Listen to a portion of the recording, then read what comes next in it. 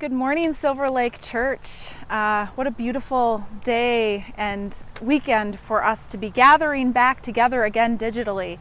Yes, I am back from my vacation, my 2-week vacation, and it was more of a pilgrimage than an actual vacation in that sense because, well, just wait till the sermon time. You're going to hear a little bit more about how that pilgrimage essence of my 2 weeks away has deeply impacted me and is really going to be a message for all of us this morning.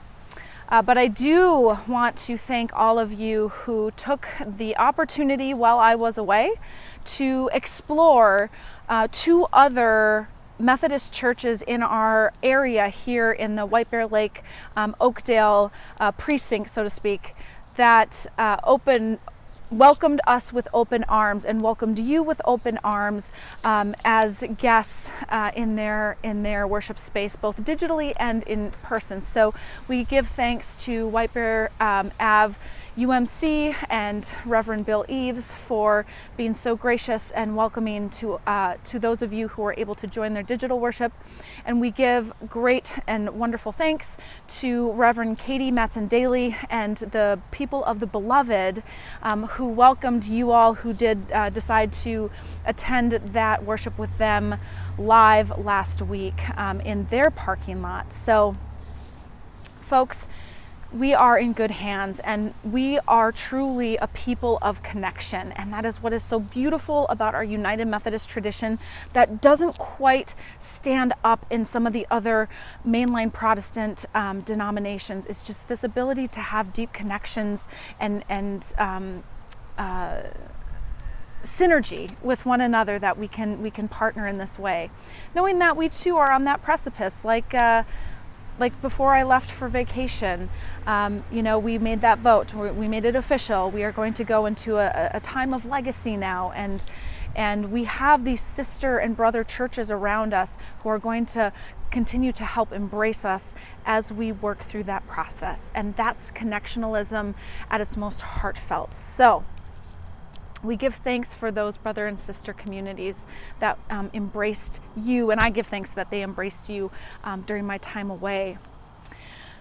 Also, speaking of outdoor worship and embracing community, I am happy to announce that for the entire month of September, barring any inclement weather, of course, we will be doing live outdoor worship here on our site for the 4 Sundays in September. So please do watch out for the email, letter, and other communications that will be sent out this upcoming week about that outdoor worship and how we're going to go about that. Truly, Silver Lake folks, I'm excited about this because we want to utilize what we have left of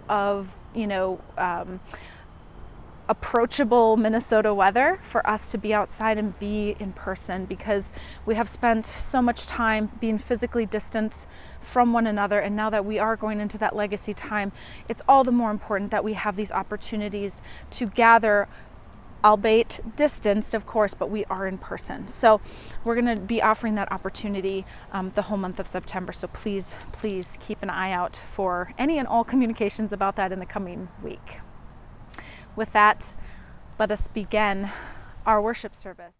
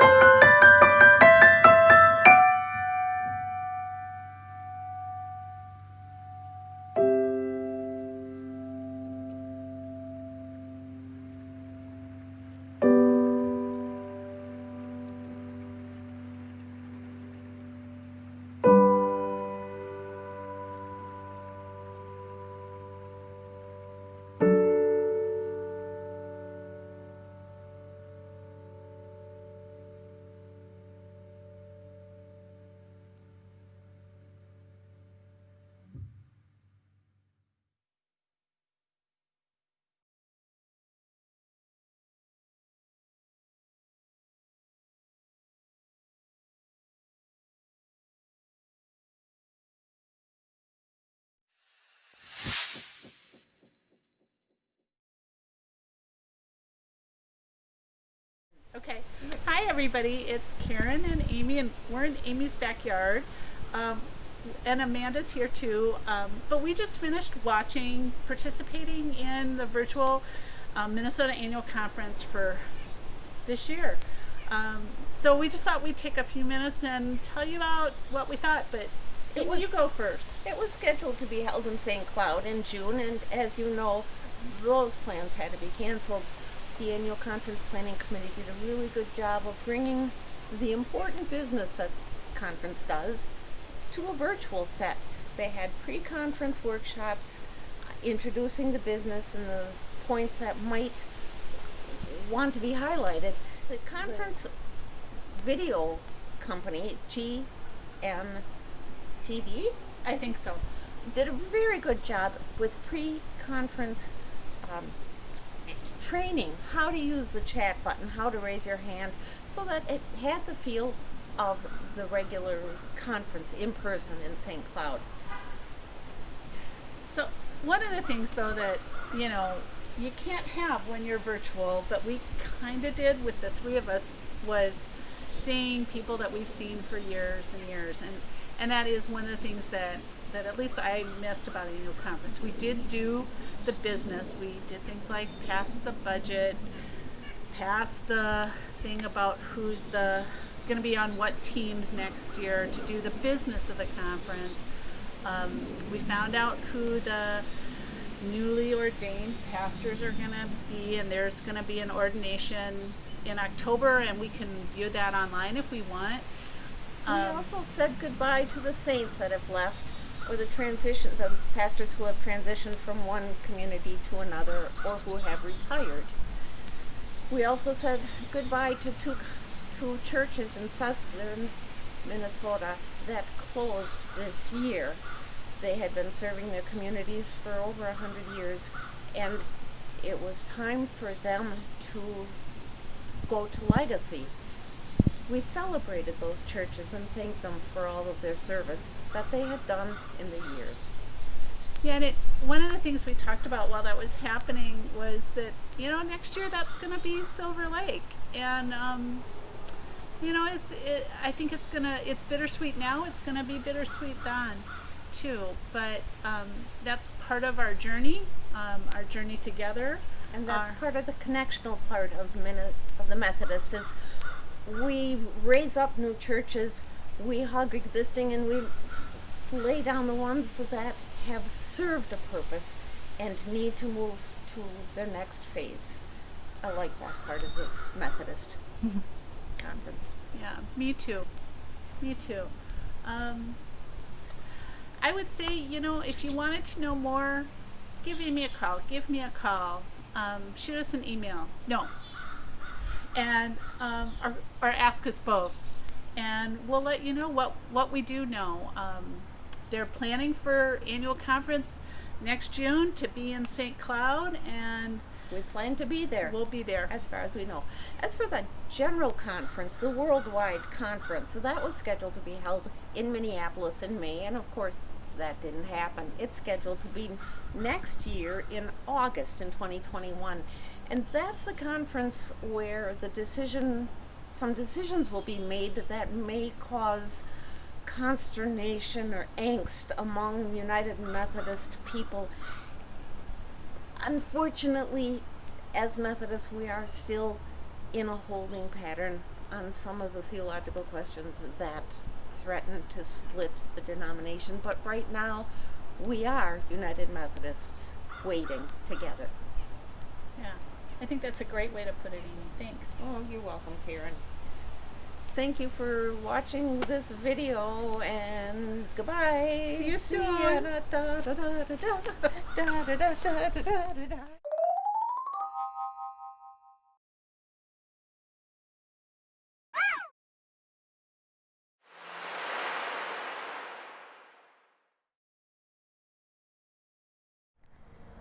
As we go into this time of prayer with one another and with the holiest of holies, who holds all that our hearts and our bodies and our minds, our weary bodies, hearts, and minds carry, I invite you, as you feel comfortable in your living rooms, or if you're sitting in your car. Silver Lake folks, I know you know this song. We've been singing this song prior to the COVID world taking us out of our sanctuaries, but it's a Taizé song that does find sanctuary, hopefully, within our hearts, and has remained there, as sometimes, no matter how many words we pray, sometimes it's just singing a tune or a few words that almost carries the weight of our prayers to and for God. Oh Lord, hear my prayer. Oh Lord, hear my prayer. When I call, answer me. Oh Lord, hear my prayer. Oh Lord, hear my prayer. Come and listen to me. Holy God, we bow down in humility before you this morning, carrying with this posture so much weight that we feel in our hearts, in our souls, in our bodies. We acknowledge that, God, the world is in such chaos. There is so much anger and hatred and anxiety that we just can't bear the load anymore. That's why this morning, God, we want to lay before you at your divine presence. District Superintendent Dan Johnson and his family, who just this past week received the blowing news that Dan's granddaughter passed away in her sleep at the age of 13. May you be with their family in their deep grief, O God, as they mourn the loss of a life so young, but also celebrate the life she lived those 13 years. And God, we lift up Dean Buttermore as he is in a transition care facility at Serenity, recovering from major surgery. May his healing be swift. May the nurses and the doctors around him know how to treat what it is that pains him most at this time. And God, we lift up Shirley Blackstock, who continues her ongoing treatment for cancer. We give thanks for her vibrant spirit in the midst of it all, that she continues to be a witness to us as a community. But may you also shepherd the doctors and the nurses caring for her, that they too can help provide her a way forward. And God, we lift up prayers of thanksgiving for both Emily Urban, who celebrated the birth of Thomas Hugh, a long-awaited blessing and gift. We give thanks for their family as it has grown in blessing and sleepless nights, of course. And we give thanks for Carrie Callahan, who has answered the call to travel to Texas to help with the recovery from Hurricane Laura. And God, we give thanks for all of the servants who have showed up in the midst of devastation and chaos to help bring healing and order and love to that space in our country. We give thanks for all of the spouses that of those I've mentioned and that we mentioned this morning, the partners who stand side by side to help their beloved do what they need to do, love the way they need to love. And for those whose partners and spouses have perhaps crossed into another world, we give thanks for the community, the family that surrounds them, that does the same for these people. And so we say, Lord, in your mercy, hear our prayer. God, as we take the magnifying glass from our tiny community and expand it into a world and global view, oh God, we offer these prayers prayers for those who are holding so much grief right now. There is so much grief in this society over race relations, over LGBTQI and any other human rights issues. Because the unfortunate thing, oh God, we know these are not issues, these are people. And there is so much grief at the ways that people have not been allowed to be a part of the full human world. Because we have gatekeepers, laws and regulations that try to bar humanity from being its fullest. Lord, in your mercy, hear our prayer. God, we lift up all of the loneliness that is being felt all over the world because of COVID, as it continues to reach into the lives and to the hearts of so many of us here and around the globe. As we feel disconnected, no matter how digitally connected we are, oh God, we are meant for social interaction, and we feel that deep loneliness.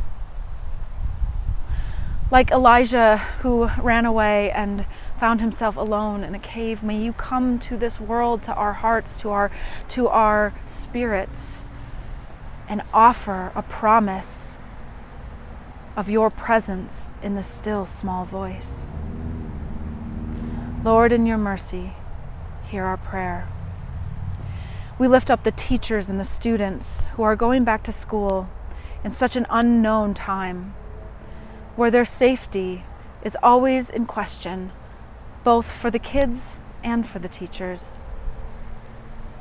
May we as parents and communities support them, provide them with whatever it is that they need to do the sacred work of loving our children and teaching them the knowledge they need to build a better world for our future.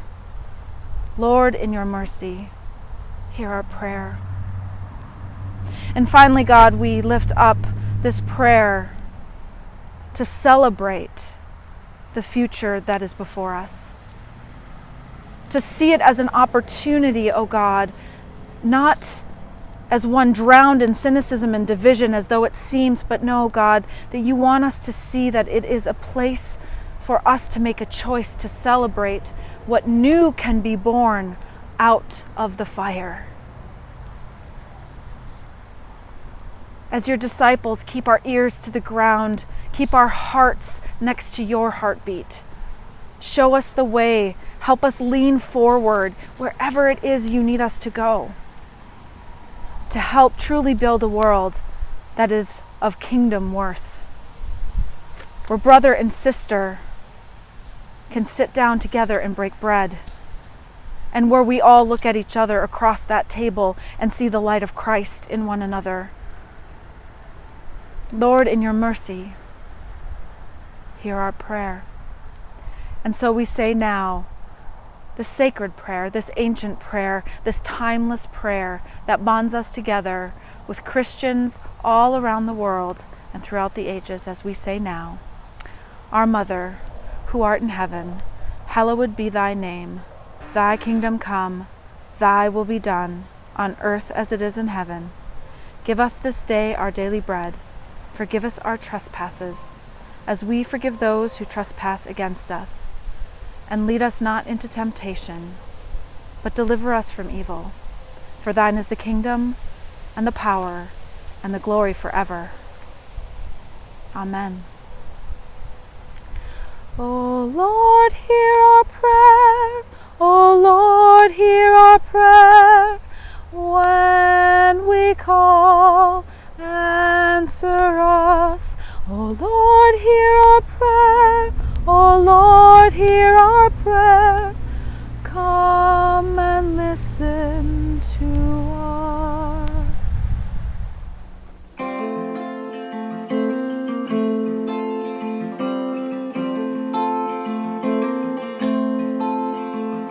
The kingdom of the Lord is here. Come gather all from far and near.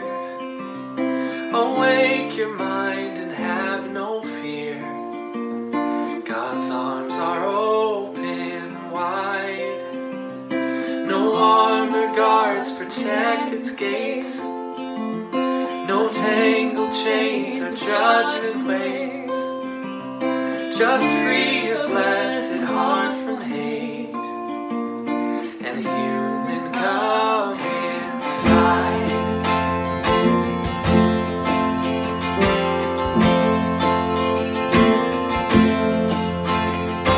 Your enemies stand side by side, by truth and justice unified.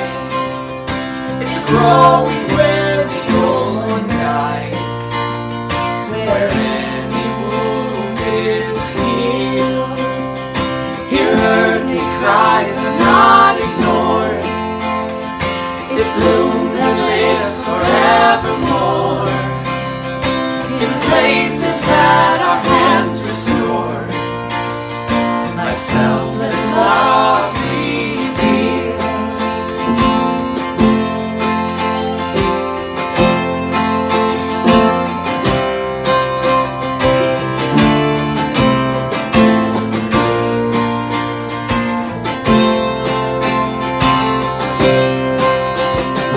Where kindness overcomes the need, where love is like the morning's gleam, and peace an ever-flowing stream.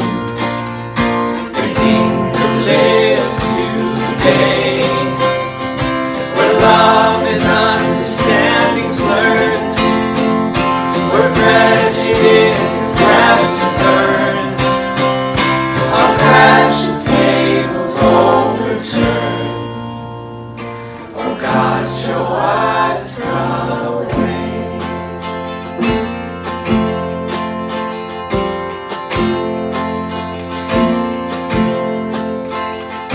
Your kingdom come, your will be done.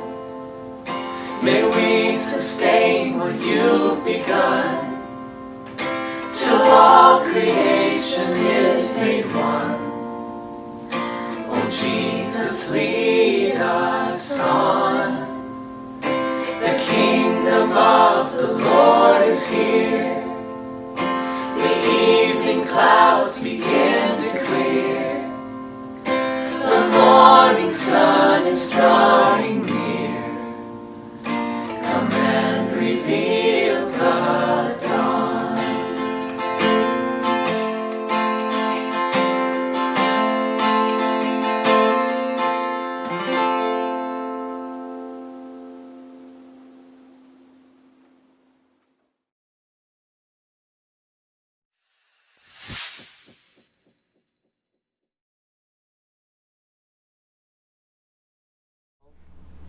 But you, Timothy, man of God, run for your life from all of this. Pursue a righteous life, a life of wonder, faith, love, steadiness, courtesy. Run hard and fast in the faith. Seize the eternal life, the life you were called to, the life you so fervently embraced in the presence of so many witnesses. Tell those rich in this world's wealth to quit being so full of themselves and so obsessed with money, which is here today and gone tomorrow. Tell them to go after God, who piles on all the riches we could ever manage, to do good, to be rich in helping others, to be extravagantly generous. If they do that, they'll build a treasury that will last, gaining life that is truly life. And oh, my dear Timothy, guard the treasure you were given. Guard it with your life. Avoid the talk show religion and the practiced confusion of the so-called experts. People caught up in a lot of talk can miss the whole point of faith. Overwhelming grace keep you. You know why 1983 was a really great year? Well, I'm going to tell you. There's actually two reasons for the purpose of this sermon why 1983 was a great, solid year. The first reason, of course, is I was born that year. Which, says absolutely nothing. There were lots of people born in 1983. But it is a birthday year for me that definitely means something. That's neither here nor there. The real reason that 1983, amongst 100 other reasons, was a great year is because National Lampoon released their National Lampoon's Vacation movie starring Chevy Chase. And I don't know if any of you have ever followed the National Lampoon's film series, but they were a big part of my life growing up. The National Lampoon's Christmas hands down had me in tears even at a young age. I didn't fully understand all the adult humor in it, but it doesn't matter. The cat biting on the Christmas lights was all it took for me to just end up in fits of laughter. But anyway, the 1983 they released this National Lampoon's Vacation movie about the Griswolds, of course, who got in their station wagon. God, don't you miss those station wagons? Come on. Got in their station wagon from Chicago and headed out west to Los Angeles to this fictional theme park that was very Disney-esque in its nature called Wally World, because Mr. Griswold himself wanted to give his family the most epic vacation possible. For those of you who have seen the movie, you know that, and you're probably laughing a little bit as I'm even bringing this up in memory, that they encountered hiccup after hiccup after hiccup, or better yet, in this movie, one strike of bad luck after another. So much so that for those of you who have not seen it, I don't want to spoil everything, but one thing I will say is there is an Aunt Edna and her dead body that ends up in the car with them, and it is just absolutely beyond inappropriate and funny at the same time. But the Griswolds wanted to go on this epic vacation to this fictional theme park and have the time of their lives. And the movie was nothing really more than them just never getting there. And once they do get there, the theme park is actually closed for maintenance. And Chevy Chase's character completely loses it. And there's some weird stuff that happens, but the whole movie is weird. Anyway.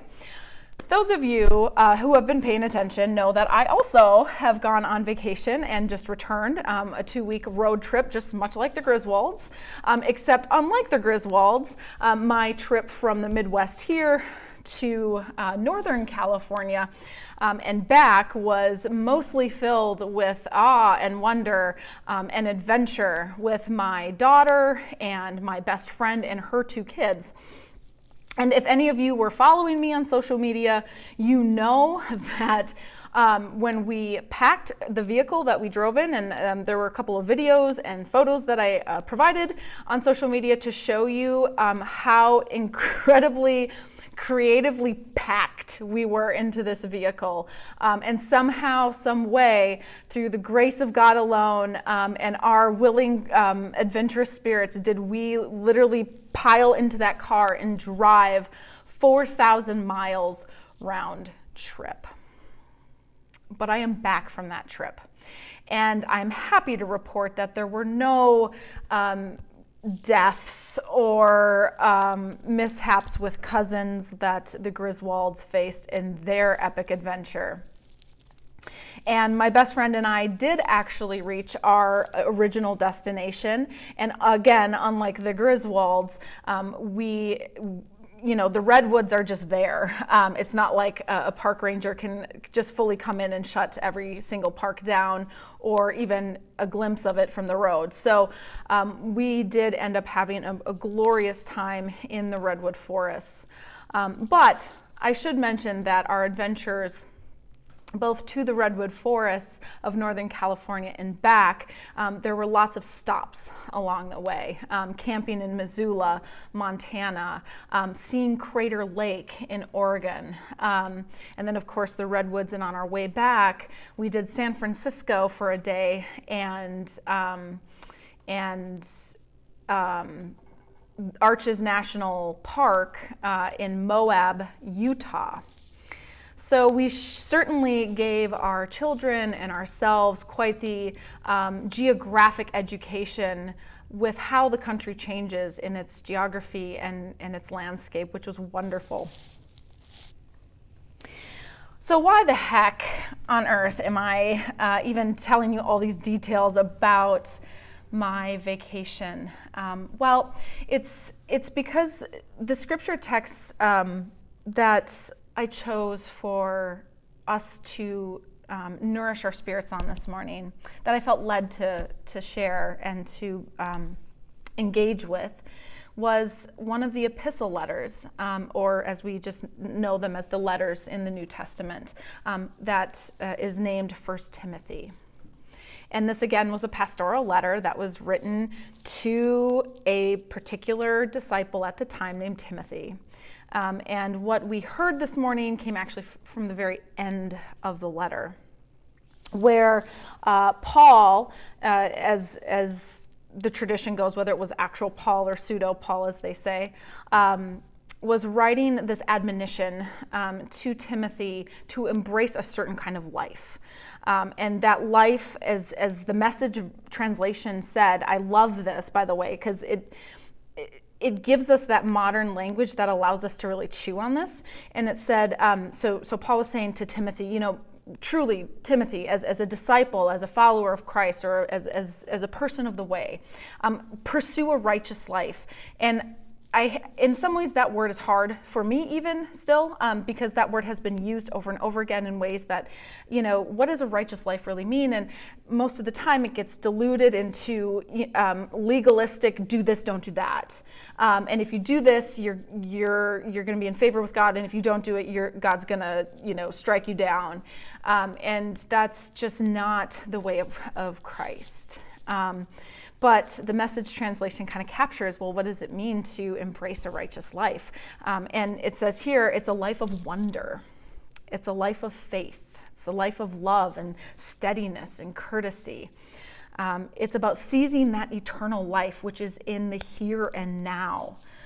But again, I want to back up. Let's review that list again, or that invitation to live a life of wonder. I love that Paul here, that's the very first step, is live a life of wonder. Be open to the awe and the majesty and the glory and the little miracles that are all around you at all times. Open yourself up to God vision, basically, and live that life of wonder. And then after that, of course, comes faith. Faith and love and steadiness. And I love the courtesy one here, too. Because I couldn't help but think and know that once I returned from this vacation and had a good night's sleep under my belt, that it wasn't just a vacation, it was a pilgrimage for me. And when you take on something that seems impossible, truly, that engaging into the impossible and then moving through it and coming out of it, you are somewhat changed. And that's really, really, truly the definition of a pilgrimage. And honestly, anything we do in our lives can be a pilgrimage, because unless we just want to sit in our homes and in our chairs and just say, I'm not going to deal with life. I'm not going to engage with it. I'm just going to shut down. Guess you could do that. It's really not. That's really not a choice, truly. But our lives are an invitation to pilgrimage. And when I got back from this vacation, I knew that I had taken a pilgrimage. And I could sit here and tell all of you about how, the invitation to embrace wonder was all around me. I mean, those of you who have been across the country or gone west and seen beautiful places like the starry skies of Montana, and the open skies of Montana, and something as this geological wonder that is Crater Lake, which is it's the deepest lake in the United States, and it's one of the deepest lakes in the world. And here it is. It's right in our backyard, so to speak. I could tell you about all these stories of wonder, because that's the easy part. That's the easy part. And you know what? I know that when Paul was writing to Timothy, there's something to be said about naming the easy. Pursue a righteous life, Timothy. Pursue a life of wonder, faith, love, steadiness, and courtesy. It's another thing, though, and this is what I was thinking about as I was, 200 miles from the border of Minnesota coming home. It's a lot harder to make the harder choices to see God when there isn't awe and wonder and beauty all around. Mother Nature puts on one heck of a show in both the good and also the scary, aka Hurricane Laura. You know, that's Mother Nature just being Mother Nature, and there's a lot of devastation. And it's not that we sit in awe and wonder at that.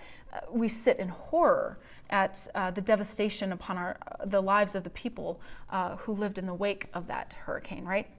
And it's harder in those moments to figure out, well, what is our call? What are our choices in those moments? But this letter that Paul wrote to Timothy invites him, and it invites us to keep present to the choice. The letter goes on to say, tell these people, so Paul was sending Timothy out to a particular kind of community, mostly a community that was wealthy. And so the theme of the letter is about, folks who are living in great wealth, and Timothy's ministry is to the people who are wealthy. And he tells Timothy, tell them to go after God, who piles on all the riches we could ever manage, and to do good, to be rich in helping others, and to be extravagantly generous. Isn't that a great phrase, to be extravagantly generous? But tell them to go after God. Okay, so lots of awe and wonder in my vacation. But like the Griswolds, my friend and I did hit a rather significant hiccup. So we left the northern region of California and the redwoods and the safety and the beauty and awe and majesty of them, and we drove to San Francisco. And we spent one night there and spent the rest of the day. And it was in San Francisco, unfortunately, at the end of what was truly the most amazing day in a city I have had in a long time. We rounded the corner to go back to our car and leave for an overnight drive to Moab, Utah. We were going to get in the car and drive for 17 hours. Unfortunately, as we rounded the corner, we noticed immediately that her side passenger window had been smashed in. And there was one of our camping bags that was laying on the ground next to the car. And in that moment, for any of you who have ever been vandalized that way, your stomach just drops and you do feel violated and you feel sick to your stomach. And given that we had piled the vehicle to the top with all of our stuff, camping stuff, valuable stuff, the kids' iPads, clothes, you name it. We had been on the road for 2 weeks. There was a lot of stuff in the car. And of course, the dread of figuring out, what did they all take? So we pursued closer to the vehicle, both of us just having this awful, horrible, sinking feeling in our stomachs. And there was a gentleman standing next to the vehicle. And he asked us if it was our vehicle, and we said yes. He's like, "Oh, well, I'm just letting you know that I've called the cops already, and I've been standing here for 20 minutes. I'm not sure if they're going to show up, but I saw it happen. My wife and I were on the balcony right above your vehicle here, and we heard the smash, and I yelled after the perpetrators, to scare them off, and that's when they dropped the bag that you see on the ground there, but I haven't touched anything. I'm waiting for the police to show up." Anyway, fast forward, folks. This Good Samaritan, this stranger named Dave, had a choice at any given point in this process when he first heard the window smash. To walk away, to not do anything about it, because it wasn't his problem, truly. It wasn't his car, wasn't a car of anybody he knew in the apartment complex. He could have just chosen to ignore it, said, well, they'll have to deal with this problem. But he didn't. He made a choice to not only yell, scare them away shortly after he heard the window break, but also he stood on the corner for 25 minutes until the cops eventually came. And then he shared his report with the police officers. And that could have been good enough. Dave could have easily went back up to his life. He could have easily, with his wife, said, you know what, I had dinner and some drinks upstairs, and, good luck, ladies. The cops are here, goodbye. But again, he didn't. Dave, once again, chose a different route. After the police officers left, Dave and his wife went upstairs and gathered a whole bunch of items from their house, brooms, sweepers, plastic things to scoop the glass out with, an Amazon box, duct tape, and some old sheets and pillowcases. And they came down and they literally would not let us touch the vehicle. They proceeded to clean up all the shattered glass, inside and out. They proceeded to duct tape the window with this cardboard box to ensure that we were going to be safe. And you know what, Silver Lake? We were safe. We were safe because Dave made choices to show up and be a person doing good, to be rich in helping others, and to be extravagantly generous with his time and his resources. And it didn't matter whether Dave and his wife were Christian, Buddhist, Muslim, really doesn't matter. They were living the tenets of a godly, righteous life. And it made all the difference to my girlfriend and our children and I.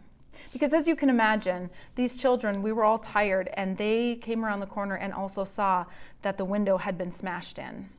I'm happy to report that although there could have been a lot more done, because Dave yelled out shortly after the break, they were only able to get 2 small bags, which unfortunately were the contents of my friend's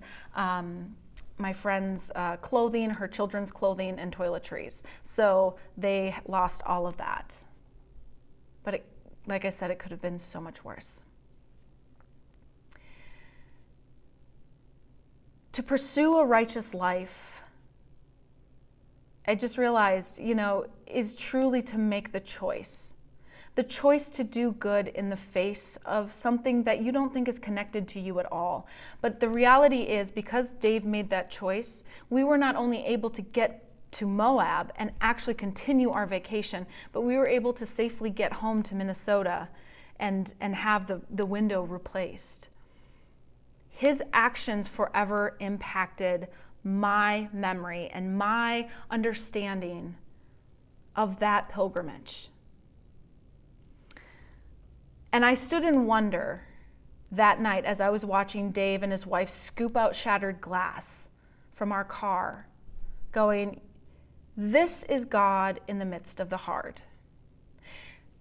And I chose to notice it. And so I ask all of you, how are you choosing to notice the ways in which God's rich abundance is before us in our lives right now, even in the really hard things that are happening? Because I know in my family's personal life with cancer, with loved ones with cancer who are terminal, and for those of us here at Silver Lake who are experiencing chronic illness as well without the community to be present around us, how are we still noticing and making the choice to see God's goodness and riches and blessings in our lives? To see our life as a pilgrimage of living in wonder, in faith, in love, in steadiness, and courtesy. Because I tell you what, Dave's legacy doesn't end with that night or just what I'm telling you here. I know that because of his actions and how it deeply impacted my own spirit, I won't hesitate one bit to stop and help another person who finds themselves in distress over something that is truly a violation. However that looks, whether it's of property or personal well-being, or because as we all know, with the racial tensions happening, those microaggressions against people of color, making that choice to stand up and to stand in and to embrace that righteous life of courtesy and steadiness and love.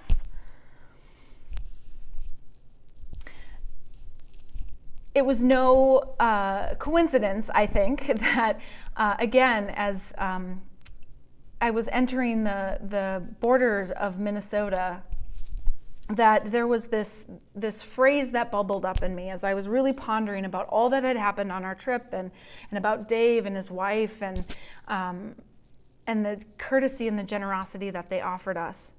That this phrase, let go, let love, and let God, emerged. And that was truly the pinnacle of my vacation, or in this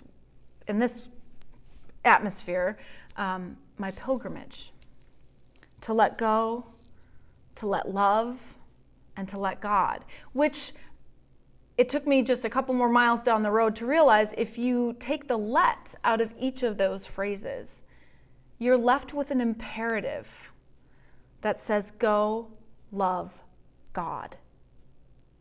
And holy smokes, Paul wrote the same thing to Timothy in this letter at the very end.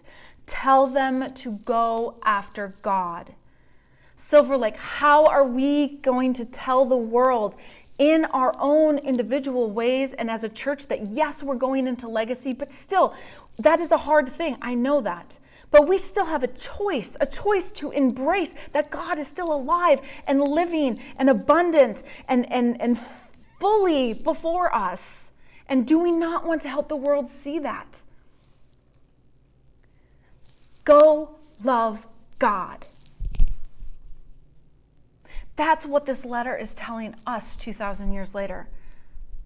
And it's what we are called to tell the world as people of the way, as disciples, like Timothy was, the disciples of Christ, to tell the world, to show the world, not just tell with our voice, but live with our actions. Go love God. So let go, let love, and let God embrace you. Because as the Message translation translates the very ending of this letter, Paul's words, it says, overwhelming grace keep you. Dave, through his actions to my friend and I, were saying to us, overwhelming grace keep you, now and always. Could I add that? So, Silver Lake, go love God, and may overwhelming grace keep you. Amen.